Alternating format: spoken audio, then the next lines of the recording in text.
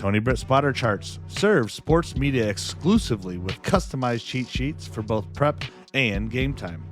Serving over 350 clients at all major networks, 23 NFL teams, and 68 college football programs, including Division II, Division III, and NAIA schools.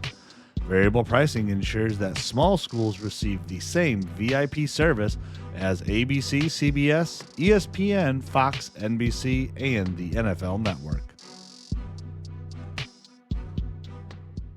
What's going on, Chuckleheads? Welcome back to Voices in the Stands. I am Carlo Guadagnino, the host of Dingo Talk, the host of These Misfits. State your names. No, I'm just kidding. Don't state your names. They know who you are. Well, they know who some of you are. Mikey, specifically with his up and down camera. Everybody knows Mikey. We're going to talk about a lot. We had 8 playoff games. We had bowl games galore that really, Westminster, back-to-back extra points champions. We had a couple other games going on there that came down to the wire. We're going to talk a little bit about a preview with David and Josh, who got to conveniently sit back at home and relax and watch a good week of football, I think. Now, before we get into that, obviously, let's talk about some things that happened this weekend. One of them being ESPN, the NCAA, the host sites. I think we're looking at from all three facets, I think that it was a fail. I think that you have more blame on the NCAA and ESPN as the big entities. You want to promote D3, the product. I've heard some things about maybe some programs didn't check their stream or they passed that test on Thursday and then didn't check once they went live.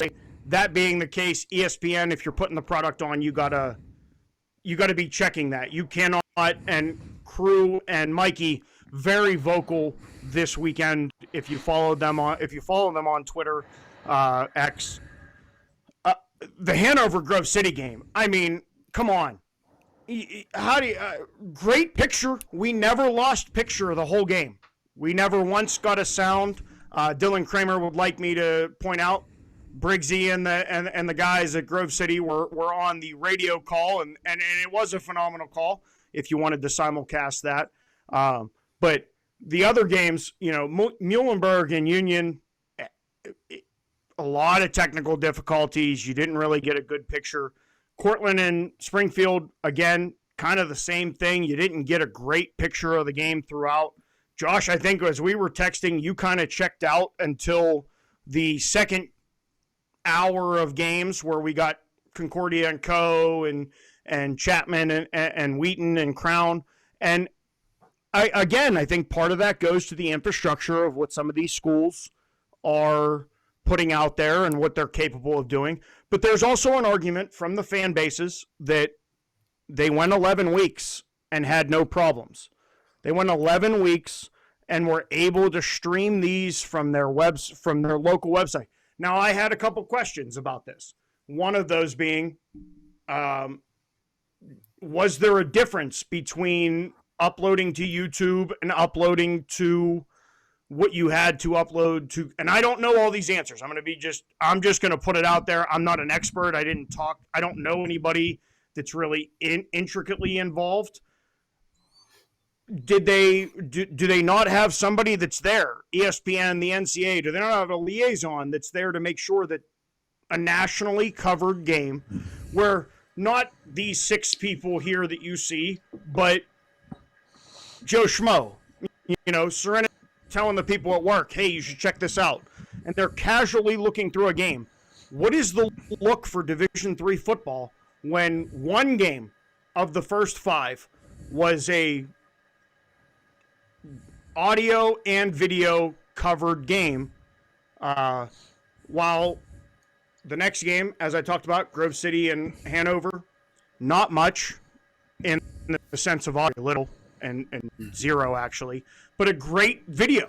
I mean, there was you saw everything. And then the other 3 games, what does that look like when we're talking as a group for Division III guys. I mean, if we're looking at this panel right now, four of us, we don't really have a game or a team vested in what's going to happen. We just enjoy watching the games. Two of the teams weren't playing this weekend but wanted to watch good D3 football games. What does that say to the casual fan if we're not even going to give them the opportunity to watch it? So if anybody has thoughts before we roll into this opening segment, I'll open the floor to you and Matt. Yeah. Since it doesn't happen often, I'll open it to you in this opening segment. Yeah, I mean, thinking just a little bit about, one, no, ESPN doesn't have anybody there. They send them an encoder, and I think there's a couple of things in play. One, do they have an athletic director who gives a shit? Number one, because the athletic director is the one at the end of the day who's going to make things happen, is going to help drive the sports information director, and having a strong SID who's technical and capable is super important.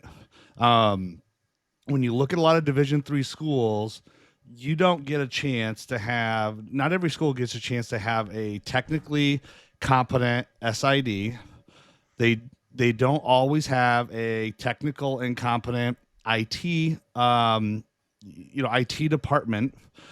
Some don't even have the infrastructure. I mean, I'm not going to, I guess you think about Illinois College, every time you try to interview the head coach there, right, there's even a lot of Wi-Fi issues just within trying to do some of that stuff. So, a lot of these are either older buildings, older systems.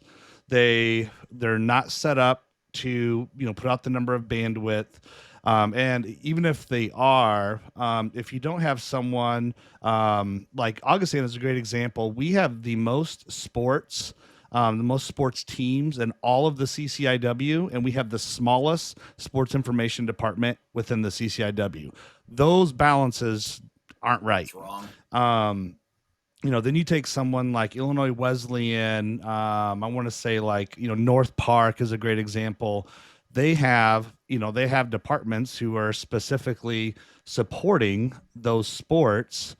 So they take pride in the output they do, in the output of the product that they make. And it's not to say other teams don't, but they just don't have that type of support, buy-in, and infrastructure, because then it comes down to that's the need, want, and interest, right? The other part really comes down to what type of components are you using to your different encoders, all of your different adapters. A lot of times, if you're an SID or someone who's trying to make this happen, you probably don't have much of a budget. So you're trying to figure out what's the cheapest adapter I can get. And you want to talk about where things fail, it's there. That is one of the biggest issues, are the components that you add on that you're trying to help, whether it's bringing the camera down, the encoder that maybe you use, or the platform that you use, or the laptop that you use. Like, all of those components need to be top notch, and you can't go out and buy some of these kind of cheaper, type things. So I honestly, this weekend when we were at the Isthmus Bowl, I took a picture of every single one. I talked to the director. He's like, "Hey, I'm going to get you a full list of all the equipment we use." And I'm sitting here going, "This is all top notch equipment." And that list is going directly to our AD at Augustana because he wants to know.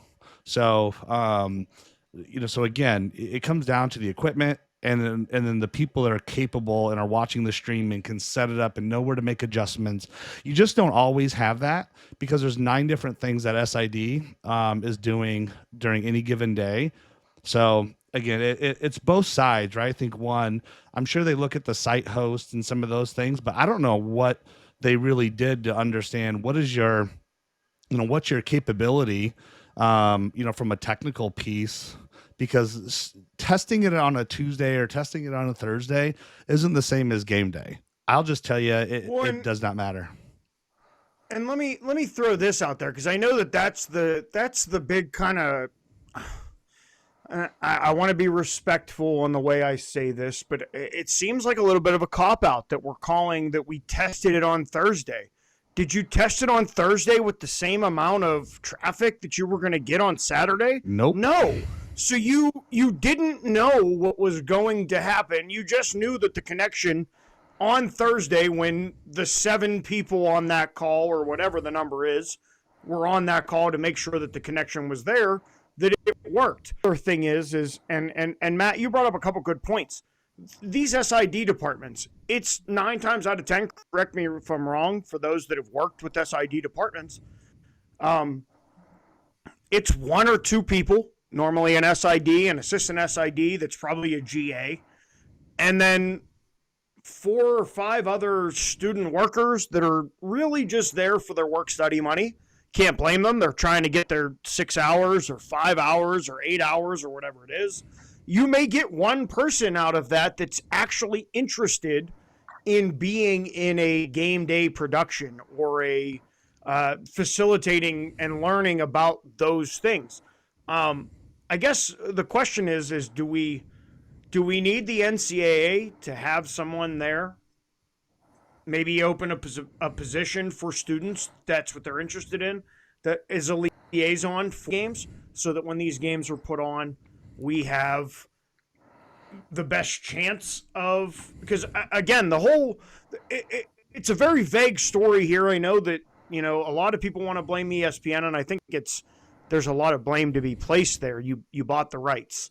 So the product that you're putting on again, like Cruz said on Twitter, it's really hard to convince people to pay whatever it is, $15.99 or $20.99 for ESPN Plus to watch a game that has no volume. It's just, or to watch a game in the Framingham State LaGrange that was the opposite. You got no picture, but we had 100% audio, and the audio was crisp and clear. David, I see you have an opinion. Yes.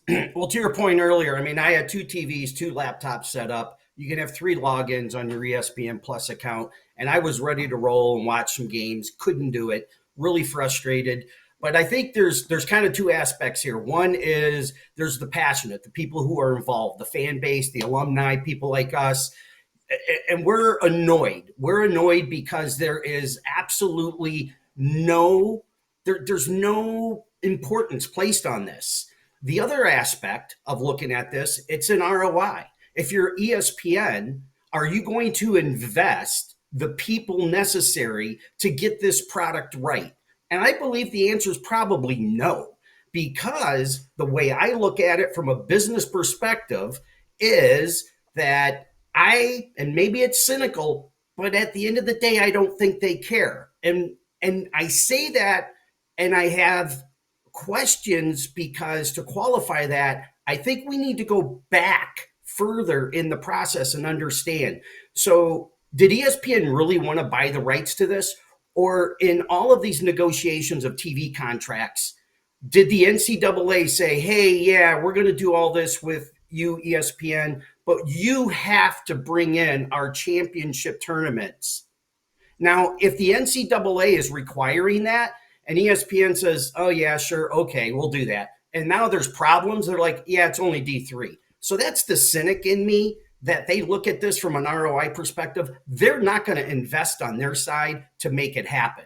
So that's the reality of the 2 situations here. You have the passionate folks that are pissed off because, people, anytime you pay money, you expect to get, value for what you pay for. Right. Clearly that hasn't happened. It happened at the beginning of the season. A lot of people were complaining about the same thing with Flow Sports, and we're here again. The other point I wanted to make is the question was brought up by Alex Campbell that, there should be meetings to plan for this. And somebody else, there's a guy, I can't remember, he's from Texas somewhere. I saw him comment and say, there's 2 meetings to prepare for this.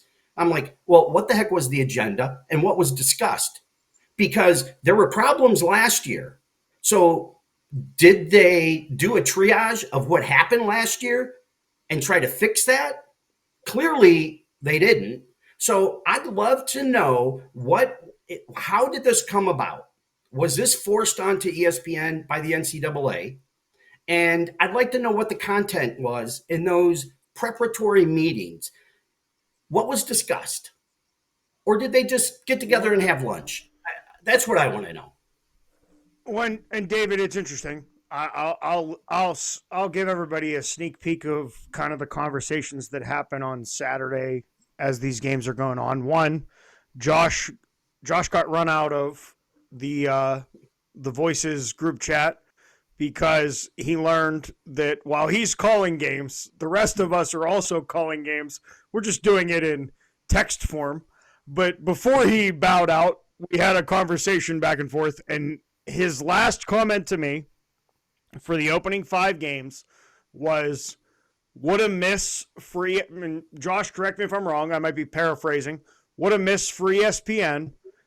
They're making us miss Flow Sports. And on this show, our panel has been very honest about our feelings of, Flow has probably not done, has not put as much of a good product out that we would have liked to see for the amount that you're paying. That being said, they've 100% put a better product out this weekend than ESPN did, bowl games versus playoff games. Mikey, crew, we're gonna leave you off because I don't want to bore the people. I want to build you guys up for your they may not remember because we were a little tardy in getting our post out there this week. But for those that watched, they learned, and for those that watched last week, they learned. Live on Tuesday, 7:30 or 8:30 your guys' time, be 9:30 Eastern time. So me and Tony are the only ones that have to worry about that. We're going to get into you guys. Matt, we're going to get into you and David here right away. Matthew, obviously, for those of you that don't know, was one of the people on the call for the Isthmus Bowl. And then David's going to give us a little insight into what to expect for North Central and that team that Mikey picked. They right now they don't have a name, but I'm sure David will cover them. So Matthew, David, Matthew, tell us about the Isthmus Bowl and how everything went. Talk about the riding up and the just the entire process. Man, this was an awesome game. I sent a few thoughts, because it's a 3-hour drive, for myself, from the Quad Cities, up to Sun Prairie, Wisconsin, and, just the Isthmus Bowl, and I'll kind of regurgitate a little bit of the X post I had, but it's the gold standard for Division III bowl games. I've gotten to know Mike Shaw really well, over the last couple of years. He's a Division III nut, absolutely loves everything about Division III. And the vision he came up with 6 years ago is now continuing to just grow, through this 5th year of the Isthmus Bowl. And he also, has the Lakefront Bowl as well. It all started, we were talking, a little bit about this on the broadcast, but, there's both teams stayed in the same hotel. I got a chance to talk to, a couple different players, from Stout, before the game, coming down, riding the elevator. Both teams were there. Both teams had they go and get to do a walkthrough of the field. There's a dinner. There's, I think, is it Brady Ewing as an old Wisconsin player. He came in and talked. And, typically both teams have, during the dinner, get a captain to go up and talk a little bit about, their team and all that stuff. And so everything is just literally top notch throughout the entire experience. And then, then you get to game day. And what was really cool about this year, one, I had a chance to go on and be a CCIW perspective, right? Because Jimmy Casca, this is his 5th year doing it. Jimmy is a freaking pro, so good at what he does.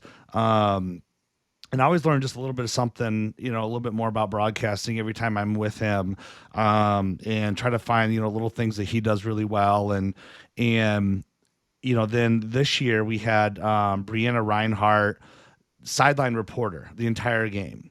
doing coaches interviews, breaking, and talking a little bit about like fun facts and personalized coverage and all these little, side stories and things like that she had kind of developed and figured out, throughout the week. And then it's just, again, Culver's is just the main sponsor. They had a VIP tent this year, which was awesome. All the freaking cheese curds and chicken tenders and burgers and things like that you wanted. So that was awesome.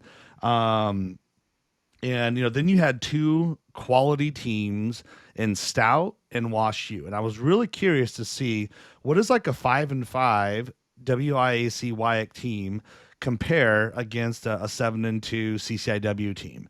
And again, it pained me, right, to see Wash U there and then not Augie, but that's neither here nor there. But it was so much fun, even though my team wasn't there playing, to be a part of the experience and to be a part of this game, because the game did not let down. And and when we think a little bit about what Wash U jumped out 17-0, and I was just like, holy shit, what is this team doing? Levi Moore, because I said one of the biggest things is going to be a quarterback battle. And it's gonna be, is it Adam Moen or is it Levi Moore for Wash U? Whoever plays better is gonna win.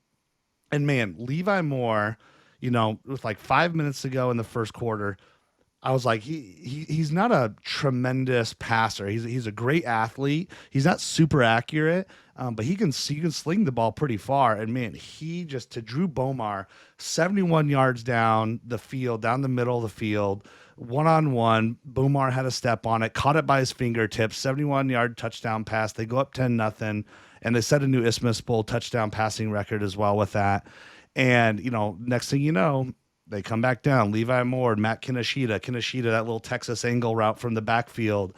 And man, they're up 17-0. And I'm like, this is not going how I expected it. I was looking at like, man, Stout's gonna probably, two touchdown them. But man, Wash U was just coming out. They were fired up. They were on the sidelines. They had a pretty decent fan base there, actually. And we were on our side, and man, they were pouncing on the bleachers and everything was awesome. And then Wisconsin Stout settled in. And just as our friend Mikey Schultz would say, it takes them a little bit to get moving.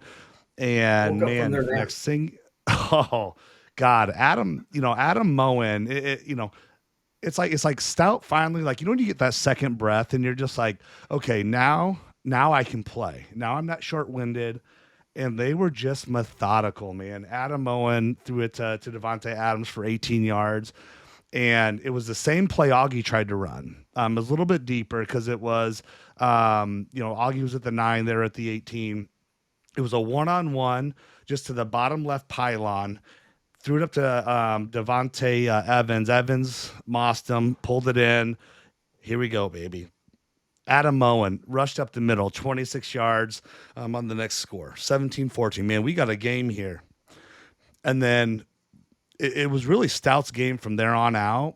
And someone who they started to exploit the right side of that offensive line, that 2-4 gap. And man, Chandler Ross, he had a hell of a day as a running back. But yeah, he scored for 26 yards. Then he scored for 9 yards, or Adam Moen scored for 26. Then Chandler Ross for 9. And then, Garrison Jackman, freshman, had a field goal. So now they're up 24-17. And we're like, all right, here we go. Stout's going to start taking off. And then boom, Levi Moore comes back with a touchdown pass to Will Gardner, 23-24. Oh, PAT missed. It was just a bad kick. We thought it was tipped. So I'm like, that's going to possibly be pretty big, or had the makings of it. And then eventually Adam Moen to Devontae Evans, 38 yards. And that's kind of the end of the game, 31-23. But, taking a look at like, a few things like, one, Levi Moore had a great day as a quarterback, 20 of 31, 311 yards, 3 touchdowns. Mikhail Carter, the receiver, 9 receptions, 174 yards. They were getting the ball to him so many different ways. And Levi Moore, he was making great reads, great decisions, as a quarterback. And he really he elevated his game. He did what he had to do. But unfortunately, he can't play defense against Stout. But man, Adam Moen, baller, 150 yards through the air, pair of touchdowns, 11 of 16. They just had these long, sustained drives. They would take 6-7 minutes. Chandler Ross had 118 yards on the ground. Adam Moen had 107 yards rushing, but then you had the loss of 29. And that was like half of that was him towards the end of the game, just like trying to run some time off. But what was interesting is they get all the way down. It's fourth down. He just heaves it up. He's trying to throw it out of bounds on this long play to run the clock out. 1 second left. And we're like, oh, baby, here we go. Levi Moore rolls around, bomb at the very end. And I'm like, oh, it's not going to quite get there, but you're just kind of waiting, right?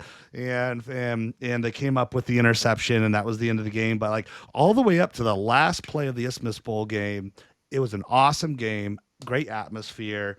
We talk about, we want to talk about, where is it at real quick? Blaine Seidel, as expected, man, he is, Mikey Schultz talked about is probably the best linebacker in the WIAC, if not one of the best. Man, he was awesome. He moved really well. I know he tore his ACL last year. So you talk about just like a great comeback player. He had 7 tackles, an interception, and a tackle for loss.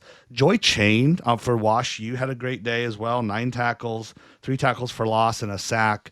It was just an awesome game. It was hosted on Just a Game.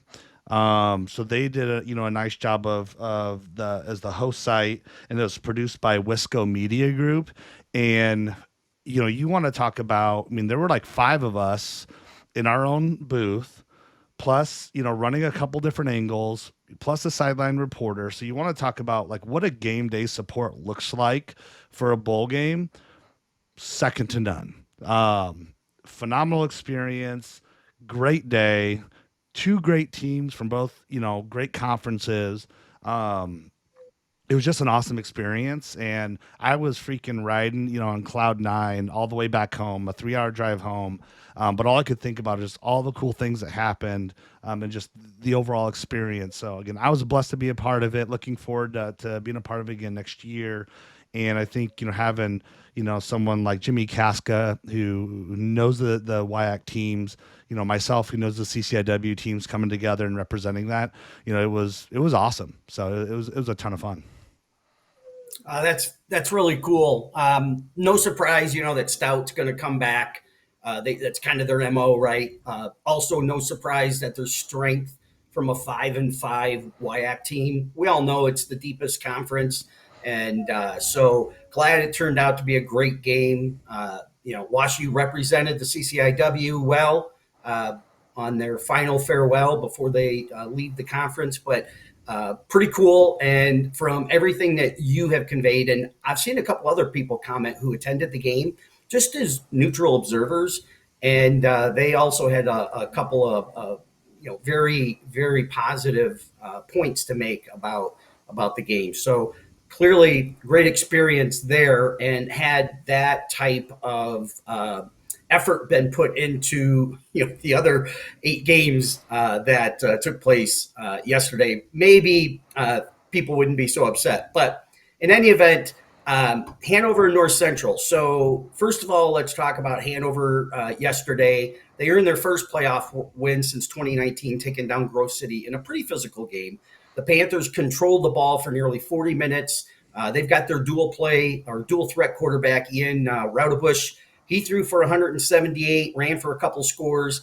Grove City rallied with 2 fourth-quarter touchdowns and then had an onside kick attempt. But Hanover really displayed some poise on the final drive. They sealed it. So, of course, their prize is a trip to Naperville to face North Central. So They tend to kind of come off and present themselves as one of the more disciplined teams left, in the field overall. They don't make a lot of mistakes. They stay on schedule. They know who they are. They hold on to the ball. They're top 15 in terms of time of possession. They convert third downs at a high rate, and their quarterback keeps them ahead of the sticks. So he's throwing for 70% accuracy, and that's gonna help you stay in and win some games. So they're not flashy, but they're really efficient. They've got two really good receivers, Shelby and Pennington. Their defense has been pretty steady, and they handle the teams they should beat really well, and then they battle in the other games. So on the other side, you got North Central, elite balance, run it, throw it, pressure the quarterback. What gets overlooked a lot of times with North Central is really how dominant they've been in the first half, and that's what you really have to look at with North Central, because in so many cases the games have gotten out of reach at halftime. The starters barely play beyond maybe a possession in the third quarter. So that's kind of a key when you look at any of the data for North Central that you have to take into consideration. So Hanover's strength is in the passing game. Rotovish, he delivers the ball, as I mentioned earlier, pretty accurately, and Shelby is a really good receiver. And if they can hit some early throws and extend drives and shorten the game and keep the ball out of North Central's hands, then we talk about keeping it close until the end, and anything can happen. And that's, I think, kind of the formula for Hanover coming in. And their defense is better than people think, and it's probably a result of the discipline that they have in their program. They tackle well. They don't generally give up a lot of free yards. Certainly, their numbers get boosted a little bit by some of the weaker teams on their schedule. That happens in every conference. It happens for North Central as well. But it's really, can they handle North Central's offense? Because the offense can attack in multiple ways. And Hanover probably hasn't seen this combination of size, speed, and balance at all so far this year. And, red zone will be key. They need to try to keep, they need a couple of key stops in the red zone, or try to get North Central into kicking field goals instead of touchdowns. So, that's kind of really what we're looking at here. I've talked a lot about North Central and a lot of the strengths that we have, so I don't need to, really go into a ton of that. But, looking at this, I think Hanover has, every team that steps on the field has an opportunity, right? So it's just a matter of you got to get some breaks to go your way. And if North Central, comes out lackadaisical, if they make a couple of mistakes, if they turn over the ball, if they can't convert on third down, and if Hanover can keep the ball and keep drives alive, then it could be interesting. But in the greater scheme of things, when you look at all the numbers, you look at Logan Hansen's projections, doesn't really anticipate this being a close game. I'm the homer, right? So I anticipate North Central to come out and play strong and probably win going away, maybe 3-4 scores. But like I said, any given Saturday, anything could happen. But so that's what we're looking at for this week.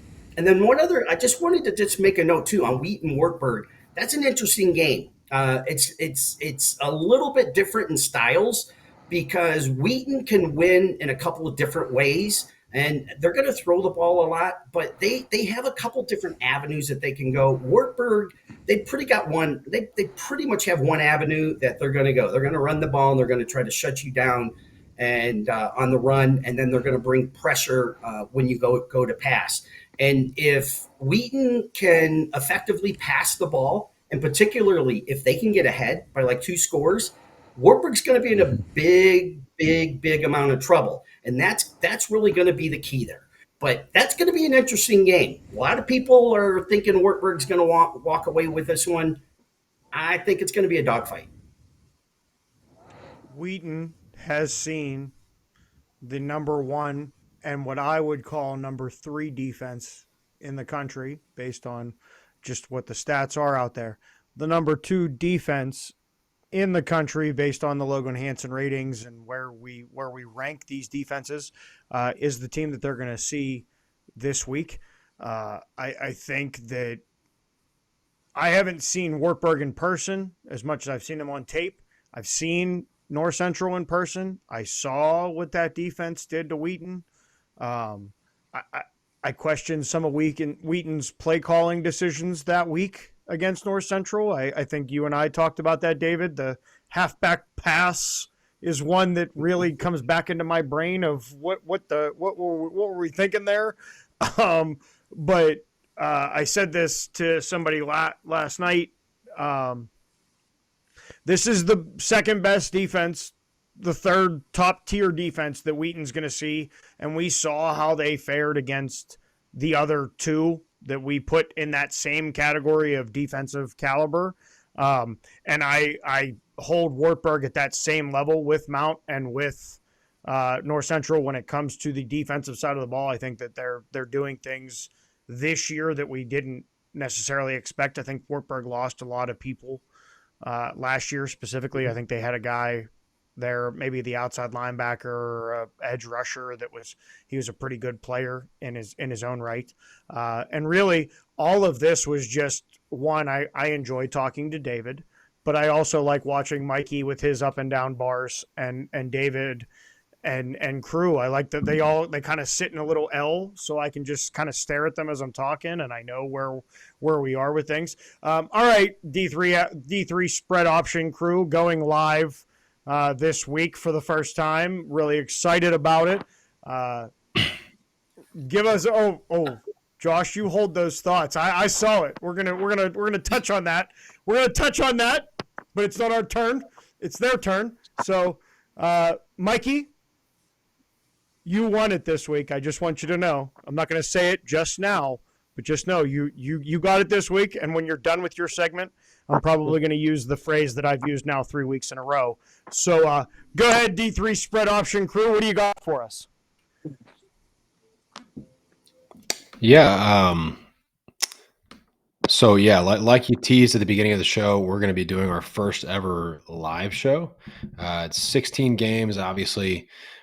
With the expanded playoff, we have an extra round now, second year of that format. So this is technically round 2, but it's round of 32 either way.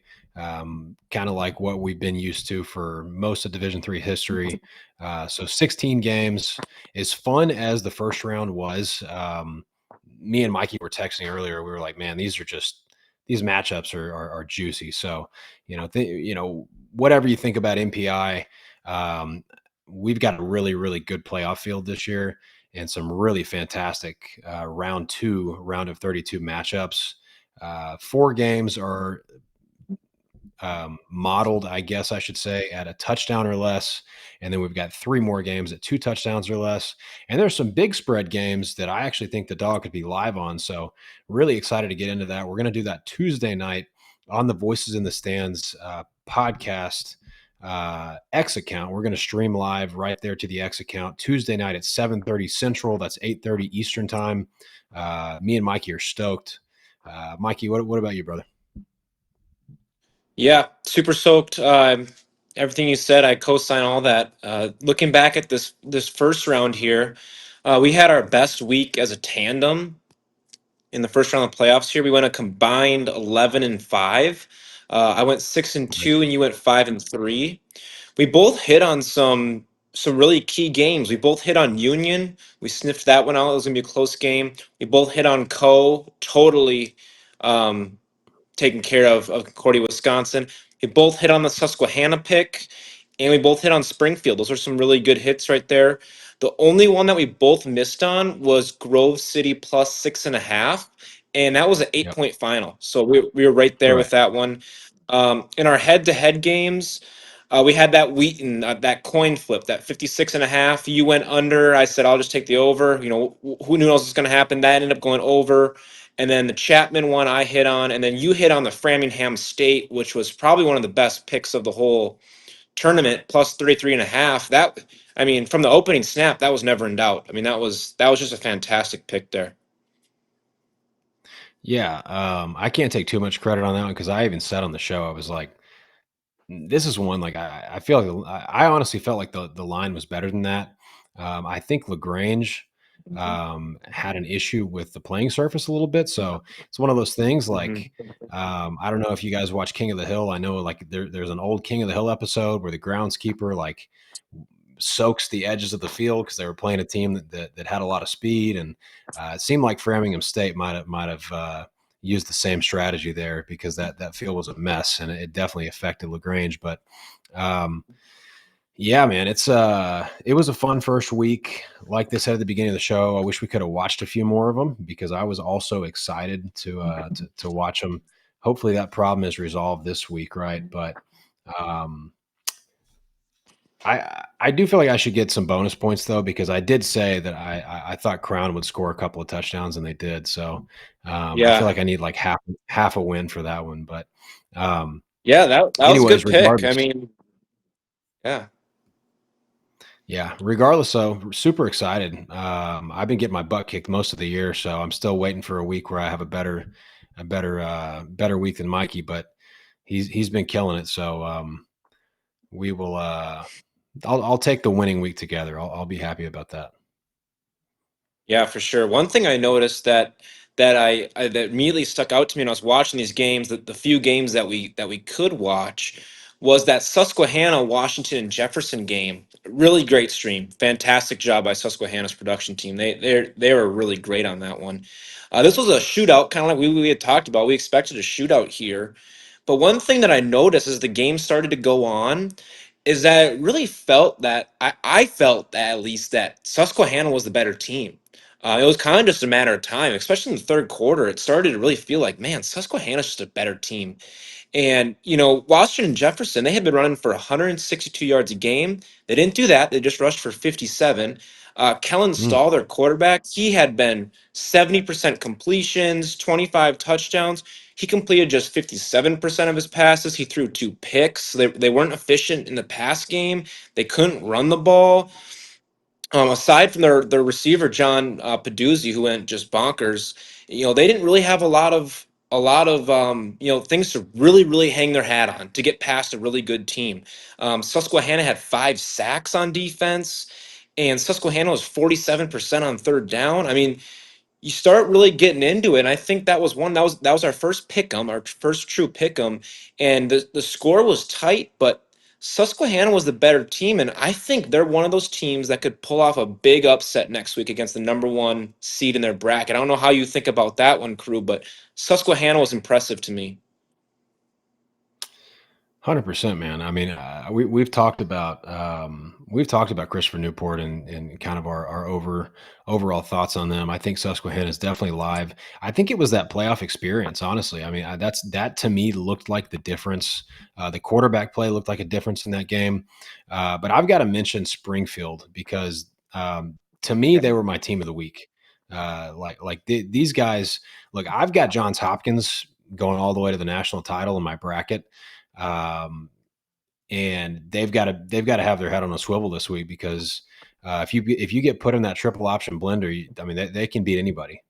It's a really impressive result there against a really good Cortland team, who obviously is got their own playoff pedigree, their own national title pedigree, and Springfield just dominated them. There was no noise in that box score. It wasn't a turnover thing. It was, I think they outgained them like 1.5 yards per play. So Springfield, my team of the week for the opening round for sure. But like I said, as good as that first round was, man, this second round is loaded. Yeah, I think Springfield can do it. They are so physical, and Cortland was the number one offense and defense in the Empire Eight, a great conference. This was the best the Empire Eight had to offer to this playoffs, and this is the second year in a row that Springfield's got the better half of them. Both years by multiple scores, and Cortland, you nailed it. They have 29 turnovers on defense that they've takeaways that they've earned, just a huge number. I mean, almost 3 a game. And Springfield didn't turn the ball over once. Springfield was Yeah. 62% on third down. So their triple option, they're getting into third and shorts consistently. So they're winning on first and second down. They're converting those at a high clip. So these drives are getting longer. They're crunching more time off the clock. And with every third down that a team like Springfield converts, I mean, you're almost losing half a possession. You know, as those drives get longer, your possessions are getting so thin. So when you have the few possessions that you do have, you got to turn them into 7. And Cortland just struggled on offense. They didn't run it very well. They only completed 50% of their passes. Just manhandled. That's the only way to say it. Yep, 100%. Now, Mikey, as much as I appreciate your up and down camera, I didn't get a weather report for any of those games, so I'm a little disappointed in you there. But that's okay. You know, your haircut looks nice. You got a bowl of soup, and you got a bowl of soup and a new pair of pants, so you'll be all right. It looks weird. Also, Mikey, since I teased it at the beginning of that segment, kiss my ass. Just, kiss the fattest part of my ass. It's really all I can say. The money goes to a great cause, so I'm not really that disappointed. Really just disappointed that you got the better of me again. So, there's that. That's my honesty for the day. Mikey, I create a pick'em poll. Mikey, doesn't show up for week 3. We give him the benefit. He proceeds to go on a ridiculous run. Somebody references him as good as Will Hunting of picking games. The son of a bitch doesn't even know who Will Hunting is. So it's just, how do you make references today? What do you do here? We make references. The kid doesn't even know what the hell we're talking about. Go right over the top of his head. No, Mikey, we appreciate you. Please just remember we're still actively in negotiations and we've taken care of you. So don't forget us there. Mikey Schultz got a shout out during the Isthmus Bowl game. I'm just gonna say, and I got some trademark rights I have to pay now, but. Other than that, he still got a shout out. Ironically enough, he got a shout out from the other guy that's in active negotiations that I have put myself behind the 8 ball in and have to deal with the leverage that they have with, not pronouncing their podcast correctly for 11 straight weeks. So, I think there's collusion. I think we would call that collusion. There may be some things afoot. I think David has something to do with it. I don't like it. I don't like the way this is all playing out. I feel like I'm being teamed up on. So I'm going to go to the guy that's been my partner for most of this season to talk to because he doesn't team up on me as much, and that's Josh. So, Josh, I feel that I left you out of the conversation at the beginning of the show, and that's rude. You missed a week, and then I brought you in for the MPI conversation, and then, I left you out to dry there. I got Matt, I got David. We left the D3 spread option crew because, they do their own thing, and they're superstars now.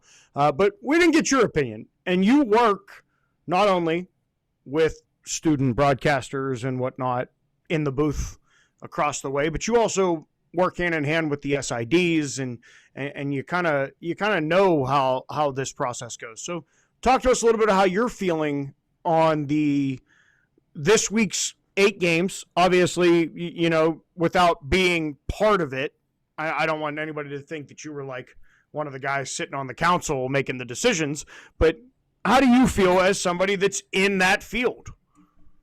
Yeah, and I'm going to bounce around a little bit because there's a lot that's gone on and has been said, particularly the SID athletic director thing. I don't know how much the ADs are specifically involved. I can only go with my experience at Whitewater, which if I need anything that is drastically important that the SID can't handle, she'll kick me up to him. But, the SID at Whitewater is phenomenal at handling all kinds of things. And so much so that she, on the biggest day or the biggest event on campus, which is football, right? It draws the most, it requires the most people, it has the most attention. She's not even there for the game a lot of the time. And that's not because she doesn't care, but it's because there's a lot of people that they have in place that take care of everything. But Whitewater's hosting multiple events. You know, they're hosting wrestling, they're hosting tennis, they're hosting soccer, they're hosting basketball, they're hosting volleyball. And sometimes it's not even a conference match, right? It's a tournament. So you've got multiple teams in that need all kinds of things taken care of. They need scorekeepers. They need somebody to run and do this. They need somebody to run and do that. Answer a question from this person. Like, and then you throw this on top of them with having the ESPN Plus video encoder, however that process works. And I thought you guys described it perfectly about having it tested. Well, maybe we should be testing it every day. Maybe we should be able to simulate the amount of bandwidth that, you know, is going to be required to do this, and how many people are going to be logging in, and how many want the product. Like, if you can't physically do this to make sure you can replicate the game day situations or the scenarios, then you can't predict what's going to happen. All I know is that it's very disappointing for somebody like me, because I know what a lot of these guys go with. You know, I talk to the UW Whitewater student broadcasters every week on how it's going. I see all the stuff that they put into, and it's like, it's different and it's hard because people have a different idea of what the state schools have, and like, oh, well, you're getting state funding, you must have all this money to put into your audio visual department. And like, that couldn't be further from the truth. Like, this is a bona fide major that kids have, and a lot of them have time outside of their normal requirement that they put into this stuff, right? They don't have to do it because they have to do it. They do it because they want to do it. And that's what makes it good, right? It's the passion, it's the want to, it's the desire, it's wanting to get my portfolio up to snuff. And I realize there are some places, and that was evident, I think, by watching the other broadcast that did work, that there are some people that are paid to do this, right? They're professionals. They're not students. Some of this stuff is only students. And I think that's where you kind of have to lean more heavily on the NCAA and the ESPN accountability factor, because I think ESPN is now just a figurehead. It's a trophy that the NCAA gets to attach to this whole thing. It's like, oh, look, we're on ESPN. Well, if your product stinks, then who cares? Because then it's just reflected back as badly. And it's like, I think that they just figure, you know what, we'll have ESPN on this, things will go well, and life is grand. But when it sucks so bad, but nobody cares because ESPN is untouchable, right? The NCAA is untouchable. Who's answering questions for this? Who's taking accountability? Nobody has to, because of how big these entities are. And that's the problem. And you know what? And I get it. This is why we work, and I'm talking about all of us here, talking about all the people in the Division III media, try to promote Division III athletics, because this is the kind of shit that gives D3 a black eye, and it's like, that's a joke. But when in reality, they're not really tuning in until maybe some of this stuff is nationally televised. And then if this is their only experience, they'll be like, man, if this is the way it is all year, then this is less than important than we thought it was, you know? And so that really is what drives me nuts, is because the people who want to tune into this stuff for the first time and, you know, maybe follow their teams along, and then all of a sudden they have a bad experience. That just really drives me, you know, because that's not indicative of the job that a lot of these places have done all year with their teams and coverage and promotion. But all of a sudden you get hooked up with ESPN and the product goes to shit, and it's like, well, then I guess this is just bad all the time, and that couldn't be further from the truth. Well, and it's interesting that ending there, that guy that I told to kiss my ass, you know, Mikey, he made a great comment in our group chat. He made it publicly about, it's very weird that for 11 weeks these schools can, via their website, whoever their platform is through, They seem to not have a problem, and you're going to have these hiccups. You're going to have bandwidth issues. You're going to have glitches. Illinois College was one that I know earlier in the year they were kind of at just a wide shot, and then by the end of the year they were really following, and it was a lot crisper of a show. These are things that are going to happen, but like you said, attaching ESPN to it. Same way as we on this program talked about Flow. And there was obviously a financial thing that came with Flow taking on these conferences, and why is there not money being used the right way, or was there money never given, or what are we doing here? I feel like ESPN, even more than Flow Sports, and again, I call back to your text yesterday to me, we weren't even at halftime of any of those 5 games, is look at how bad ESPN is, that they're making us wish we were watching these games on Flow. And you weren't wrong. And that's not, look, I put out for those that wander down the Dingo Talk Twitter page and can get past me reposting everybody that's committed and on all those other things that I see and come across and feel that we need to shed more light on. I today shared my opinion, immediate reaction, which was, I think ESPN is who needs to be called out for this. You brought up a good point there, though. There's another large entity that kind of has protected itself by attaching to another big entity, and that's the NCAA. You cannot promote that all 3 divisions are just as important as the next. Nope. If the product that we saw this weekend is the product that you are going to give these Division III student athletes. I don't imagine you're giving. I've watched a Slippery Rock IUP game. Watched IUP Cal. I've watched Cal U of PA, Kutztown, and some of these other D2 games. They don't have the same problems. They don't seem to have the same infrastructure problems. And those are, again, to Josh's point, I'm pointing out these are state schools. IUPs, Clarion, Slippery Rock, they're all Pennsylvania state schools. They're all getting funding, but they're all also getting money on the back end from these broadcasts to make the broadcast better. It's kind of like, CBS sends, we all know when we're watching an NFL game on Fox or CBS, who the A team is. That it's Iron Eagle and whoever's with Iron Eagle. This week, I believe it was J.J. Watt, and we won't talk about that because, fuck Mason Rudolph. But, what we're saying is that even when CBS sends their C squad to a game to cover it, you're still getting an NFL level coverage game. Obviously, D3 is not the NFL, and it's not Division I, and it's not Power 5 Division I, but there needs to be, for the fans' sake, for the coaches' sake, for the players' sake, for the university and college's sake, there needs to be a better product put out there to represent these institutions and the work that has gone in to get them to this point.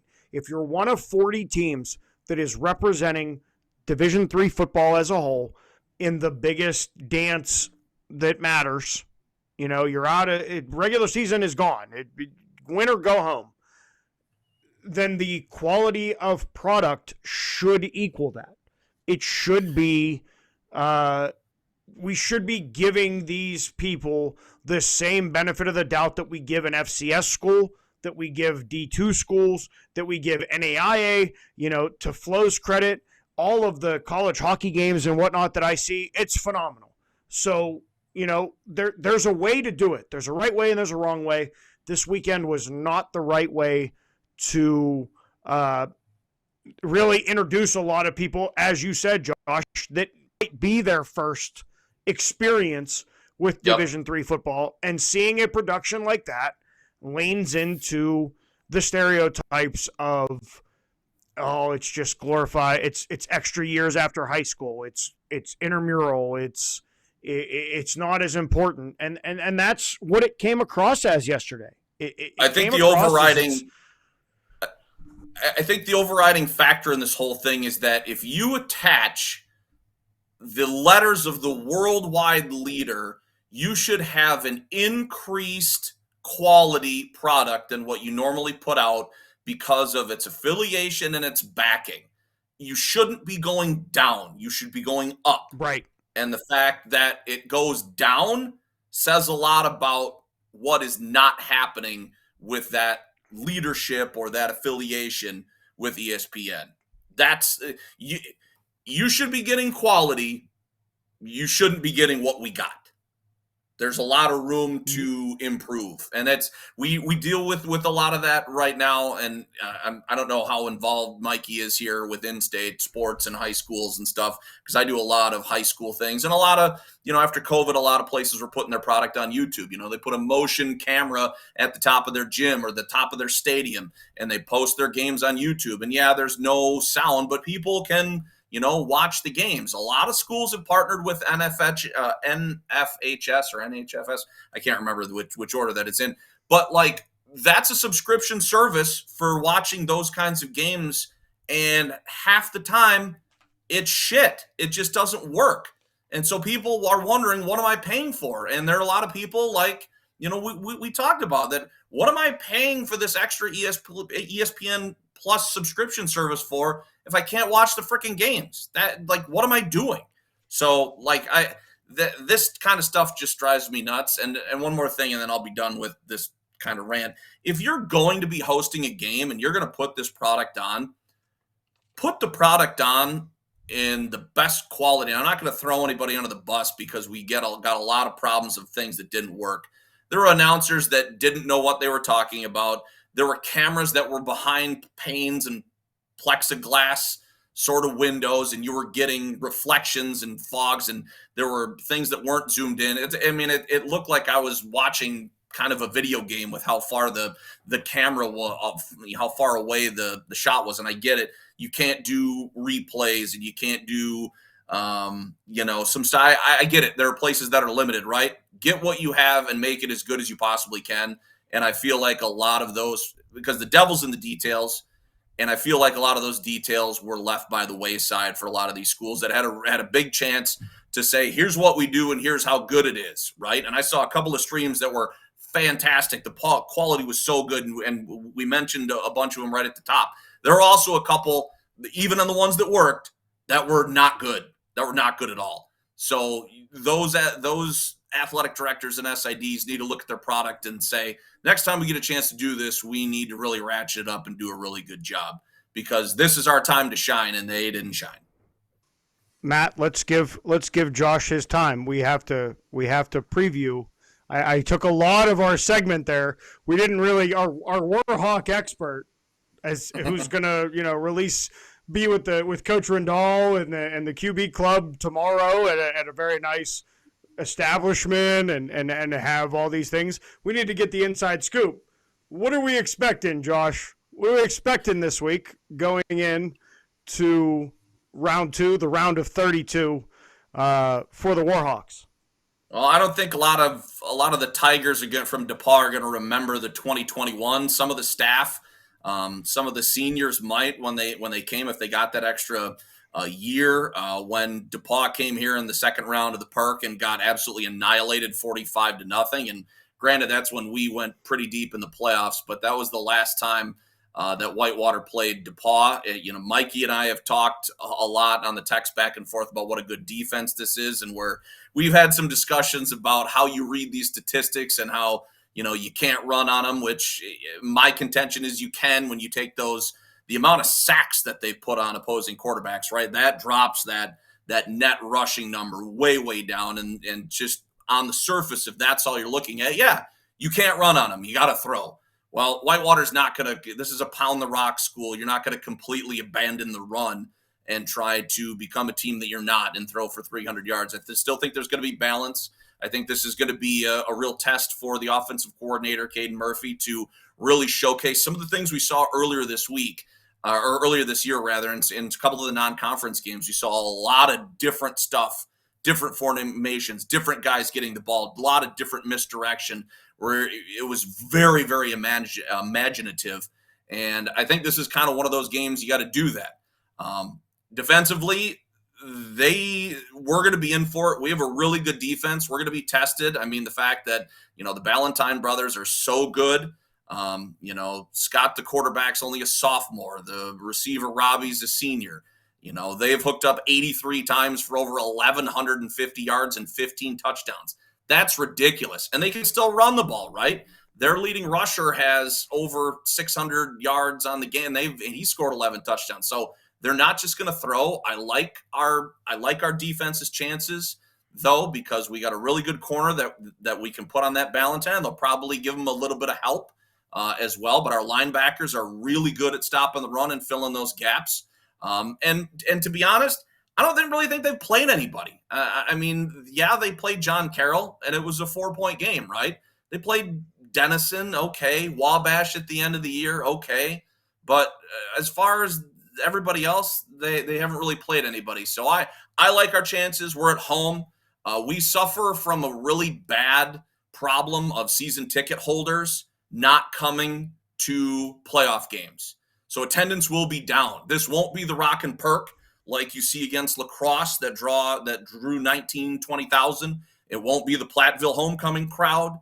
It's not going to be that. It's the week after Thanksgiving. Deer hunting is huge here. A lot of people are out in the woods shooting Bambi and mom and dad, right? That's just how it goes. That's how we are here in Wisconsin.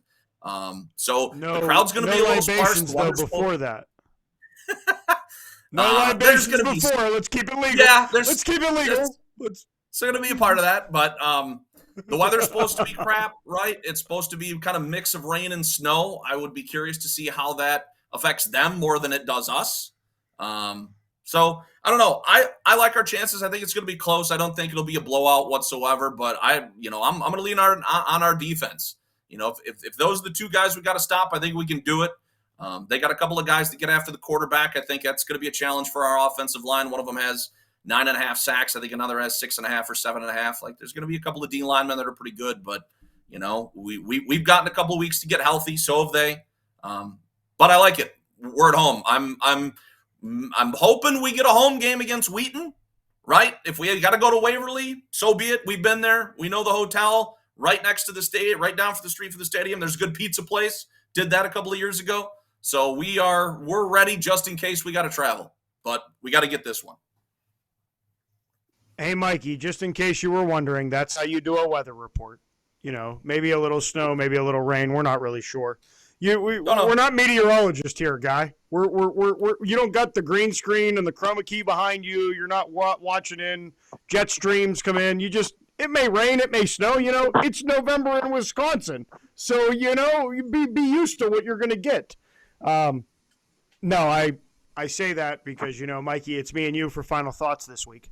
I think I'm going to let you lead in. I have some other things I want to talk about, but before we go there, I just want to say again, Matt, great job with the Isthmus Bowl. I wish that I could have watched more of the coverage. Didn't line up with some of the other things that I was watching, and I missed like half of the game because I forgot to hit play, so it just sat there. But once I watched it, half behind everything, and then you were updating us, I felt like an asshole because I'm now a half behind. Josh, really appreciate all of your insight there, and for those of you that don't know, for the student broadcasters, the student writers, the student producers out there that maybe are looking for some resume building, get in touch with anybody that you see on this panel. Let us know. We'll find something for you. We'll find a place for you to do some work. That's kind of a new goal that we're trying to set out on. We want to get some of you younger people that are interested in covering D3 football, get you some at least portfolio building work.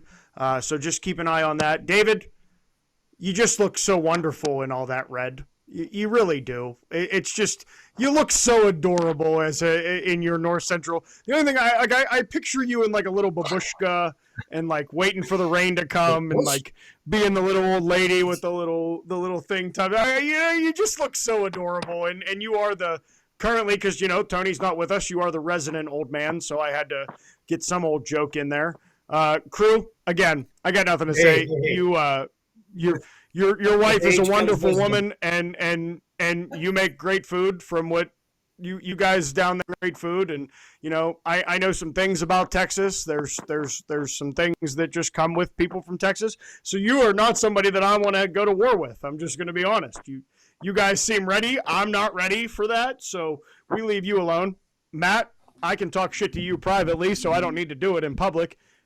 And that leaves me with my favorite target. Hi, Mikey. It's that time. It's final thoughts. Again, I know I made fun of your haircut, but in all honesty, it looks really nice. I also like your Eau Claire sweatshirt there. Way to represent. I like it. You see, there may not be a Bethany across this, but it was trying to be green in color to support my school. What do you got for us for final thoughts? Well, I'll leave all the next week games to D3 spread option live Tuesday, 7:30 Central. I'll leave all my next week thoughts for that. Tune in. But I want to touch on the last of the couple games I didn't get to. I talked Susquehanna, talked Springfield. How about Union and Muhlenberg? One thing that stuck out to me about Muhlenberg all season really is their struggles against the pass. Uh, their defense, they've been pretty good against the run, but when it comes to stopping the pass, man, they've struggled against all the top Centennial teams. They've really struggled to stop the pass, and now they're going to play, one of the best quarterbacks in the country, in Mikey Maloney. They ranked second to last in the Centennial Conference against the pass. 65% completion percentage they give up, 250 yards per game. And the same thing happened against Union. Patch Flanagan is an outstanding quarterback, but he goes for 300 yards and 3 touchdowns on them. And this is starting to become a problem. They only have 13 sacks on the year on defense.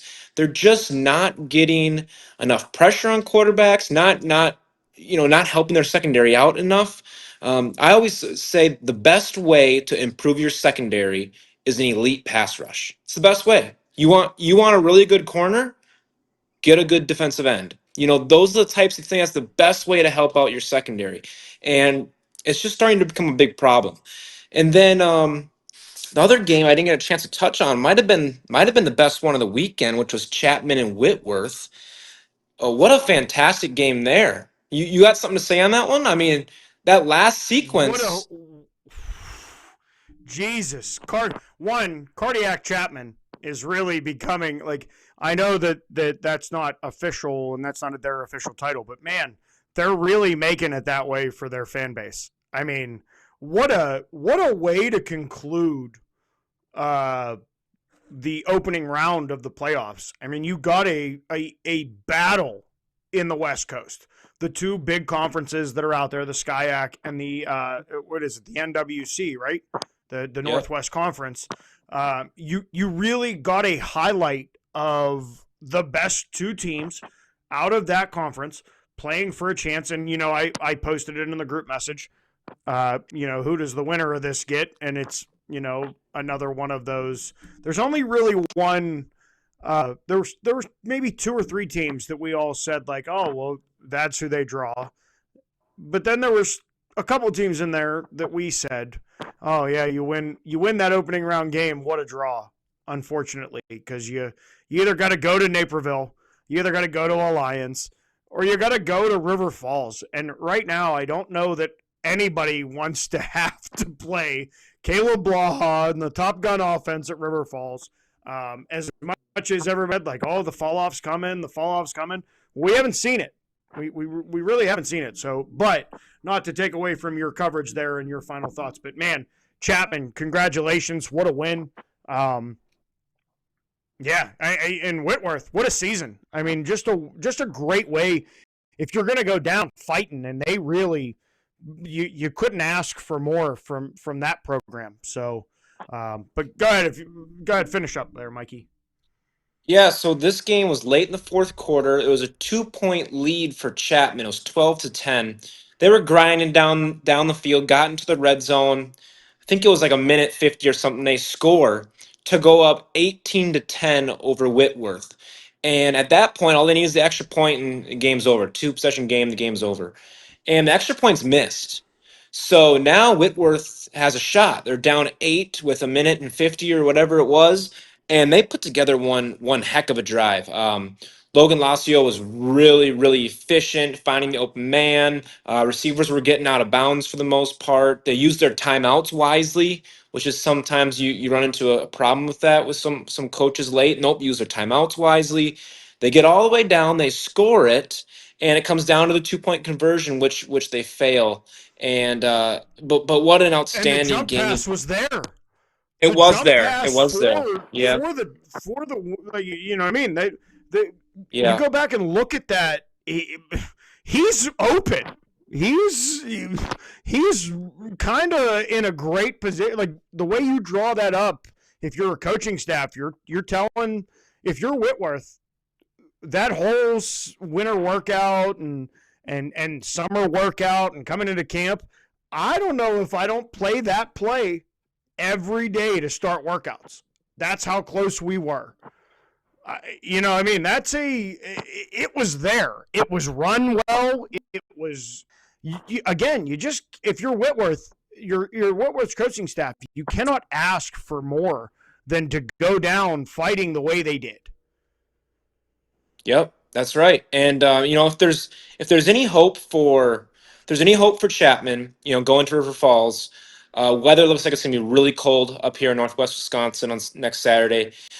But Chapman has a dual threat. They really used two running backs this last game, but also their quarterback is a good runner too. If there's any hope, they ran for 175. They can just run the ball really well and try to limit possessions to River Falls. Hopefully try to get the game into the fourth quarter, within a touchdown, is all they could hope for just by grinding the ball.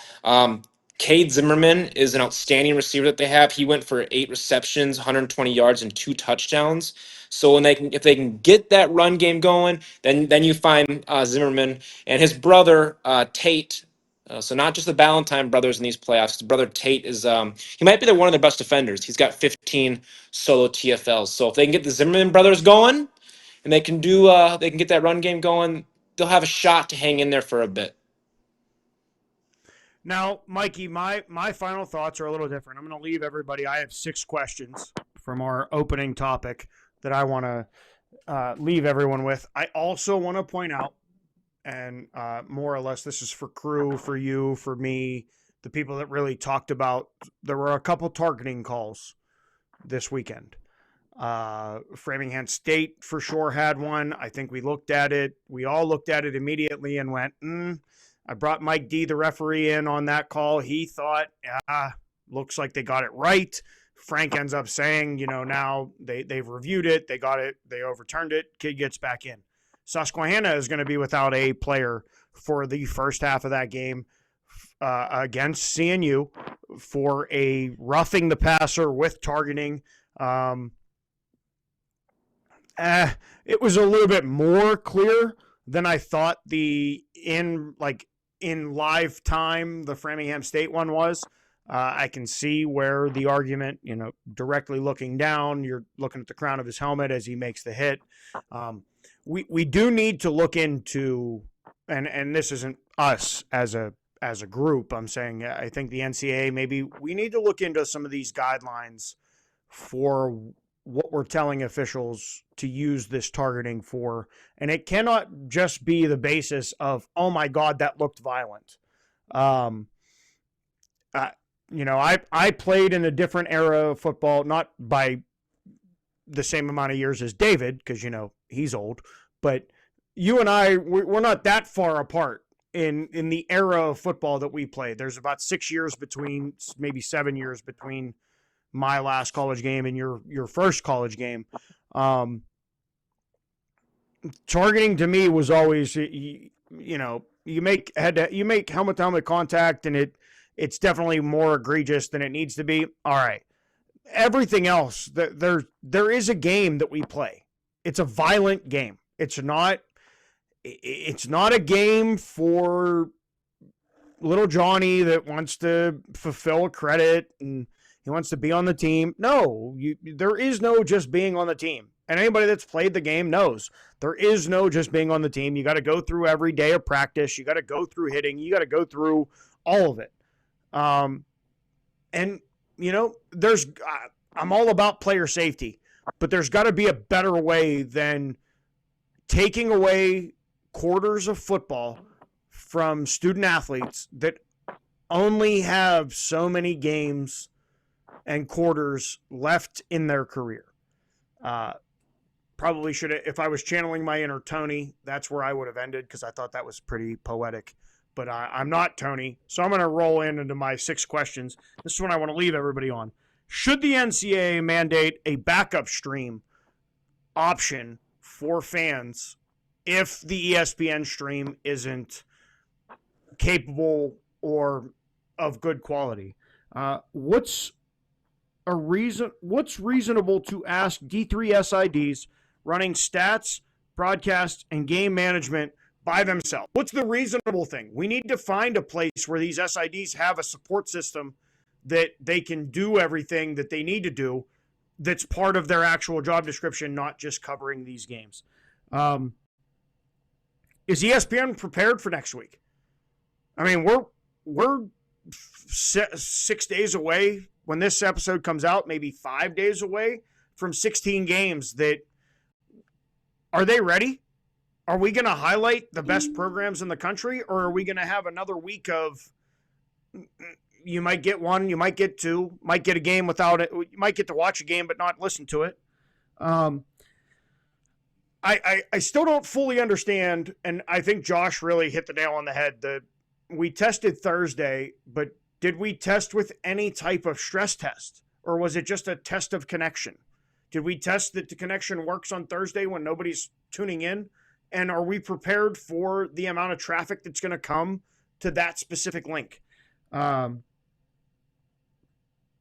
then the last one, why have we still not got an explanation from ESPN or the NCAA? We have heard nothing from either body. They've kind of left these 8 schools out on an island. Answer it yourself. You either messed up or you didn't mess up, or the signal was great or it wasn't great. I think it's not so much on ESPN, but I think the NCAA maybe needs to come out and have a statement on, this is what happened. These things are going to happen. Those are my final thoughts. I really appreciate, again, all of you. Matt, if you want to group, I really appreciate all of you. Matt, congratulations. And again, great job on the Isthmus Bowl coverage. Make sure, for those of you that haven't, tune in to Viking Press Pass. You can check out D3 Spread Option this week, Tuesday, live, 7:30 Central Time, 8:30 Eastern Time. Make sure Mondays you spend your Monday evening with that nice guy in purple up there in the top corner. He sits down and he talks with he talks with Coach Rendall. He talks with the assistant coaches. He talks with players, and him and his co-host, the coach. Oh man, you never know what's going to come out of Coach's mouth. So you gotta tune in to see some of that. And then, there's that guy in the middle. We get it. North Central wins. They do that. Since 20.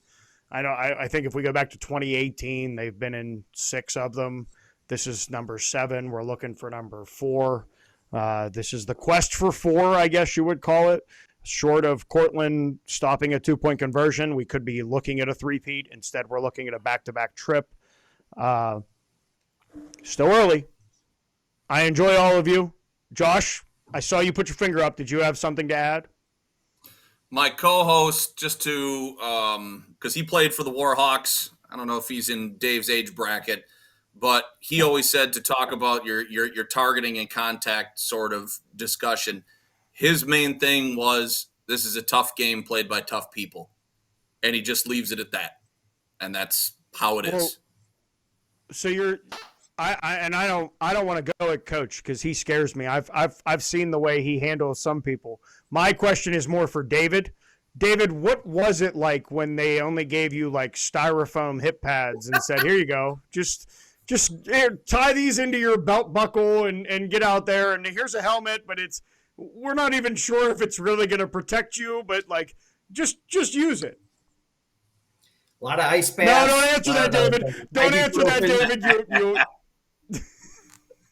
don't. No. I don't want. We don't need to go into. We don't need to go down that path. So, I thank all of you, us, and especially for all of you that just allowed me to ask David a question and then stop him, because that makes me really happy. So, I love all of you. I enjoy doing all of this. I enjoy covering D3 football. I think these 6 guys and 5 guys and me and Tony, who we missed this week, I think they all enjoy doing it. I think everybody else in the D3 community only does this because they really enjoy covering what these student athletes do and what these programs do. And I think we should support all of them, whether you agree with all of their opinions or not. They're worth listening to, and at least taking a dive in and of yourself and saying, oh, maybe I didn't think of it that way. So with that being said, as Pat Coleman says, we're already D3. Let's not divide ourselves anymore. We'll see you next week, Chuckleheads.